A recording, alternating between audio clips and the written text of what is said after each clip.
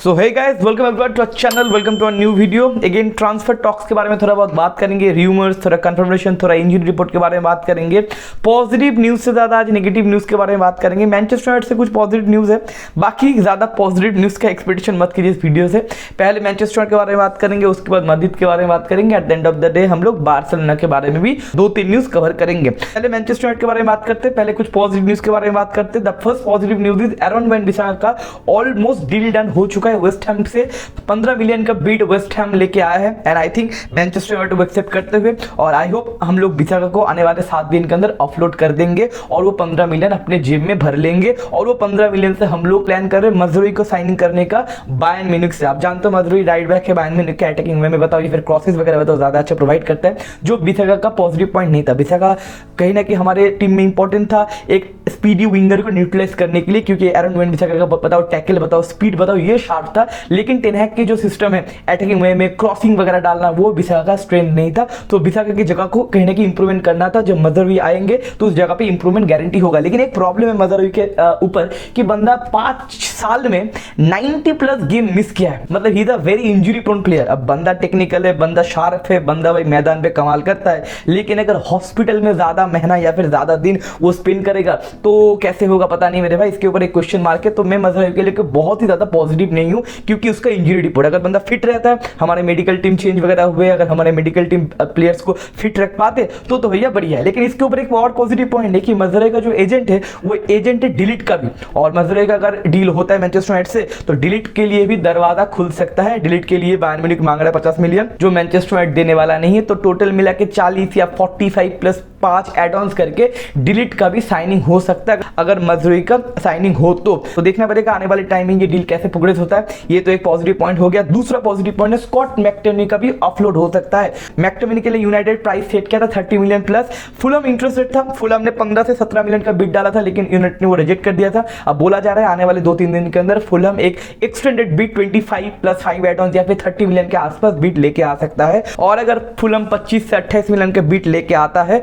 तो guarantee Manchester United उसको accept कर लेगा, और वहां से कहने की 25 से 26 मिलियन हम लोग जुगाड़ कर सकते हैं और मैकटोमिनी को भी हम लोग ऑफलोड कर सकते हैं। पॉजिटिव पॉइंट तीसरा भी है चिरो ओबी मार्टिन, जो आर्सेनल का जो एकेडमी है वहां का एक वंडर किड है। बंदा सेंटर फॉरवर्ड है, स्ट्राइकर है, पिछले 22 गेम में यूथ करियर में 34 या 35 गोल स्कोर किया है एंड उसको हम लोगों ने साइन कर लिया है। हेरिगो आ चुका है, कंफर्मेशन आ चुका है, डील डन आ चुका है, और बोला जा रहा है इसका जो साइनिंग हुआ है इसके लिए सबसे बड़ा रिस्पॉन्सिबल है रूड वैन निस्टरलॉय। आप जानते हो चिरो का बुंडेसलीगा से बहुत लिंक वगैरह आ रहा था, लेकिन मैनचेस्टर यूनाइटेड बाजी मारते हुए एक बहुत ही पॉजिटिव साइन, एक बहुत ही यंगस्टर को साइन करते हुए आने वाले 1-2 साल के अंदर ये बंदा भी हमारे टीम में एक इंपॉर्टेंट पार्ट हो सकता है। और एक पॉजिटिव न्यूज है कि पीएसजी भैया जाओ नेवेस का डील कंफर्म करते हुए हेरिगो आ चुका है, डील कंफर्म हो गया है। इसका मतलब ये है कि पीएसजी जल्दी से उगारते को ऑफलोड करना चाहेगा, और उगारते का डील बटोवे आप जानते हो पिछले 1 महीने से मैनचेस्टर यूनाइटेड कनेक्टेड है उगारते से, लेकिन पंगा यही है, टर्म्स एंड कंडीशन एग्री वगैरह हो चुका है, लेकिन पंगा ये है कि पीएसजी 60 मिलियन मांग रहा था और यूनाइटेड 40 से 45 मिलियन के ऊपर जाने वाला नहीं है।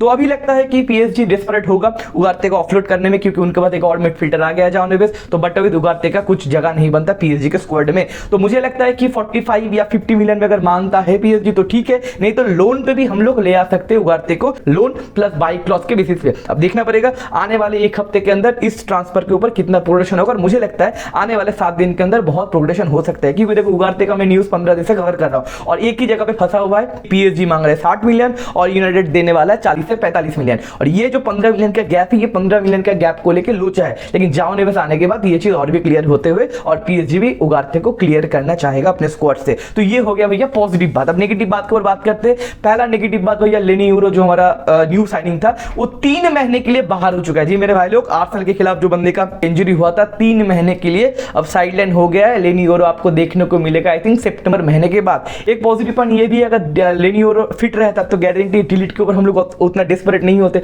लेनी यूरो साइडलाइन हो गया तो डिलीट के ऊपर गारंटी हम लोग डिस्परेट होंगे। 2-2.5 महीना 3 महीना के बाद जब लेनी यूरो आएगा, मैचेस वगैरह देख के थोड़ा बहुत ट्रेनिंग सेशन ज्यादा अटेंड करके आ पाएगा, तो नेगेटिव पॉइंट के अंदर थोड़ा बहुत पॉजिटिव पॉइंट है। और विक्टर लिंडलॉफ को भी हम लोग ऑफलोड करना चाहते हैं। देखो ऑफलोड के बारे में 2 न्यूज में बोलना भूल गया। विक्टर लिंडलॉफ का अगर 7 से 9 मिलियन का प्राइस सेट किया मैनचेस्टर यूनाइटेड, अगर 7 से 9 मिलियन लेके आते गारंटी विक्टर लिंडलॉफ को हम लोग ऑफलोड करेंगे, और उसके ऊपर क्रिश्चियन एरिक्सन को भी हम लोग ऑफलोड करेंगे। 5 से 6 मिलियन अगर कोई लेके आता है तो क्रिश्चियन एरिक्सन को भी हम लोग ऑफलोड करेंगे, क्योंकि देखो न्यू साइनिंग जो है जो हम मांग रहे हैं वो न्यू साइनिंग तभी पॉसिबल होगा जब ये आउटगोइंग्स कंक्लूड होगा। तो हमें लगता लगता है कि आने वाले 10 दिन के अंदर ये आउटगोइंग्स को भी कंफर्म करना होगा यूनाइटेड को। उसके बाद हॉयलैंड का भी इंजरी हो गया, आर्सेनल के खिलाफ जो इंजरी हुआ था, बंदा 6 वीक मतलब 1.5 महीने के लिए बाहर है। इसका डायरेक्टली पॉजिटिव इंपैक्ट किसके ऊपर पड़ेगा? दैट इज हमारे दो न्यू साइनिंग है, चीडो भी मार्टिन। देखो हमारे पास 2 स्ट्राइकर बचेगा, जिगजी और चीडो, ये दोनों को रोटेट करना पड़ेगा आने वाले 1.5 महीने तक। मतलब 1.5 महीने आपको रॉसमस हॉयलैंड भी नहीं दिखेगा। उसके बाद 2 और नेगेटिव न्यूज है मेरे भाई। आज सुबह रियल बेटिस का मैच था, वो मैच तो हम 3-2 से जीत गए, लेकिन मैटर नहीं करता, प्री सीजन में जीते और हारे, अच्छा फुटबॉल खेले। लेकिन नेगेटिव पॉइंट ये कि हमारे मार्कस रैशफोर्ड भैया और हमारे एंटनी भैया दोनों इंजर्ड हो गए। मार्कस रैशफोर्ड लंगड़ाते हुए गए और एंटनी बहुत ही ज्यादा फ्रस्ट्रेट थे। तो मुझे लगता है कि रैशफोर्ड कम से कम 1 महीना और एंटनी कम से कम 1.5 से 2 महीने के लिए भी बाहर हो सकते हैं। ऑफिशियल अपडेट नहीं आया है, लेनियोर और हॉयलैंड का वो ऑफिशियल अपडेट है, लेकिन इनका ऑफिशियल अपडेट नहीं आया है। लेकिन मान के चलो मिनिमम 1 से 1.5 महीना इनका तो मामला सिमट गया है रैशफोर्ड और एंटनी का। ये है टोटल मैनचेस्टर यूनाइटेड का न्यूज। उसके ऊपर हम लोग बात करेंगे रियल मैड्रिड के बारे में। देखो रियल मैड्रिड ऑफिशियल स्टेटमेंट देते हुए, हमारे डॉन भैया अंशुलती भैया ऑफिशियल स्टेटमेंट देते हुए, ये हमारा summer window done and dusted हो चुका है। मतलब समर विंडो में रियल मैड्रिड एक ही साइनिंग किया, दैट इज किलियन एम्बापे। मतलब नो सेंटर बैक्स, मतलब हमारे पास अगले सीजन में सिर्फ 2 सेंटर बैक रहेगा, इधर मिलितो और एंटनी रुडिगर। और उसमें से कोई अगर इंजरी होता है तो मेकशिफ्ट रोल पे वहां पे चुआमिनी आपको देखने को मिलेगा। और अलेक्जेंडर आर्नोल्ड के बारे में जो रूमर्स वगैरह आ रहा था वो अभी तो भाई डैमेज हो चुका है। आर्नोल्ड के बारे में अगले सीजन बातचीत करेंगे। इस सीजन मैड्रिड कोई साइनिंग वगैरह नहीं करेगा। अगर चुआमिनी वगैरह का भी इंजरी होता है तो हम लोगों को एकेडमी से सेंटर बैक उठाना पड़ेगा, क्योंकि अटैकिंग वे में या फिर मिडफील्ड वे में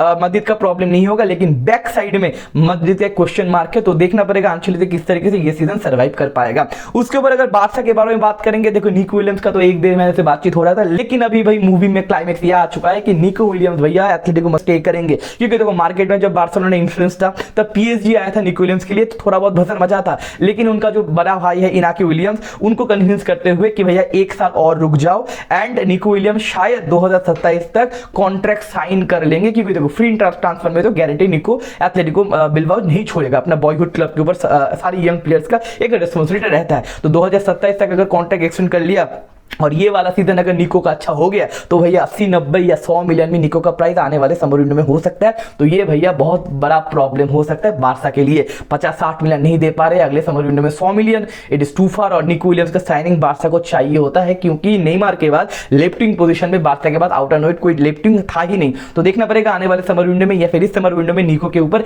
क्या अपडेट होता है। लेकिन मोटा मोटी करके भी बोला जा रहा है निको का ट्रांसफर ऑफ हो चुका है। उसके बाद डैनी ओल्मो, देखो डैनी ओल्मो का रिलीज क्लॉज 30 मिलियन था, लेकिन यूरो अच्छा गया बंदे का, तो 60 से 65 मिलियन भी मांग रहा है एंड 60 मिलियन रिलीज क्लॉज है। अब बार्सा को यहाँ पे नेगोशिएट करना पड़ेगा। पर्सनल टर्म्स पर तो एग्री हो चुका है, लेकिन भैया ओल्मो को 60 मिलियन से नीचे उनका क्लब नहीं छोड़ रहा है। वहां पर भी 60 मिलियन बार्सा को पे करना पड़ेगा। और without any offload Barca 60 million कैसे पे करेगा, इसके ऊपर भी क्वेश्चन मार्क है। अगर ये सीजन में मतलब समर विंडो में बार्सा साइनिंग नहीं कर पाता तो हांसी फ्लिक के लिए बहुत ही ज्यादा बैकफायर होगा, क्योंकि न्यू मैनेजर आया है। न्यू मैनेजर को मिनिमम 2 साइनिंग नहीं दोगे तो कैसे सर्वाइव करेगा भैया न्यू मैनेजर। और ऊपर से गाबी, पेड्री, फ्रैंकी डी जॉन्ग आ रहा हो, बहुत सारे लोग इंजर्ड है, तो इसके ऊपर भी क्वेश्चन मार्क। और बार्सा का भी प्रॉब्लम ज्यादा बढ़ते हुए, और ओल्मो का जल्दी से 7 से 10 दिन के अंदर डन एंड डस्टेड करना पड़ेगा, क्योंकि 15 से 16 तारीख से लीग शुरू होने वाला है। और ठीक ठाक तरीके से अगर शुरुआत नहीं होता लीग का तो ला लीगा में बार्सिलोना पीछे हो सकता है, क्योंकि बार्सा का काफी इंपॉर्टेंट प्लेयर ऑलरेडी इंजर्ड है। उसके ऊपर थोड़ा बहुत पॉजिटिव पॉइंट है बार्सा फैंस के लिए, रफीना और विक्टर रोक के जो लिंक आ रहे थे सऊदी लीग से, वो अभी डैमेज हो चुके हैं। गारंटी विक्टर रोक और रफीनिया बार्सा में रुकेंगे और आने वाले सीजन में बार्सा को हेल्प करेंगे। तो ये टोटल मिला के न्यूज, ज्यादा पॉजिटिव न्यूज नहीं है मेरे भाई, नेगेटिव न्यूज ही ज्यादा है। ट्रांसफर विंडो में कोई भी प्लेयर अभी तक कंफर्म नहीं आया। अब देखना पड़ेगा आने वाले 7 दिन के अंदर। देखो 7 से 8 दिन के बाद 10 तारीख को मैनचेस्टर डर्बी है, आपका कम्युनिटी शील्ड का गेम है। उसके बाद 5 से 6 दिन के बाद मतलब 15 तारीख से हमारा प्रीमियर लीग और ला लीगा शुरू हो जाएगा। टोटल मिला के 12 से 13 दिन है लीग शुरू होते हुए। तो ये 7 से 10 दिन के अंदर और भी कोई ट्रांसफर न्यूज आता है तो हम लोग गारंटी अपडेट करेंगे। और जल्दी से थोड़ा बहुत क्लब को मूव करना पड़ेगा, स्पेशली मैनचेस्टर यूनाइटेड और बार्सा को, क्योंकि रियल मैड्रिड तो बोल ही दिया है भैया हम लोग साइनिंग वगैरह नहीं करेंगे। तो देखते हैं, मिलते हैं अगले वीडियो में। Take care, bye bye, see you.